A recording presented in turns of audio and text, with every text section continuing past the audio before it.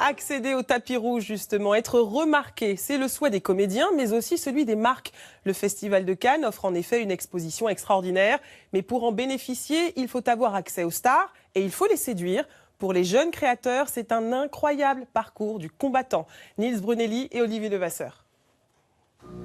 Une villa avec vue sur la Croisette et pendant 15 jours, un défilé permanent.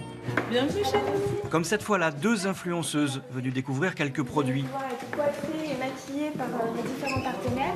Cosmétiques, bijoux, une dizaine de marques confidentielles a investi pour être dans ce showroom.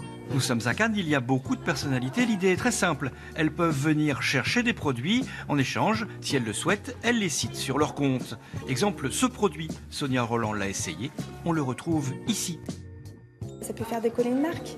Donc il suffit qu'un influenceur porte tel ou tel produit ou parle de telle ou telle marque pour que ça bénéficie à la marque. Une photo sur un réseau social, voire pourquoi pas une présence sur le tapis rouge. Pour Richard, ce serait le Graal. C'est son code. Ouais, exact. Il a créé sa société en Guadeloupe il y a 3 ans. Il est à Cannes pour se faire connaître. L'espoir, c'est de pouvoir au moins mettre une paire de lunettes sur une des personnalités que nous pourrons rencontrer et de pouvoir développer notre notoriété.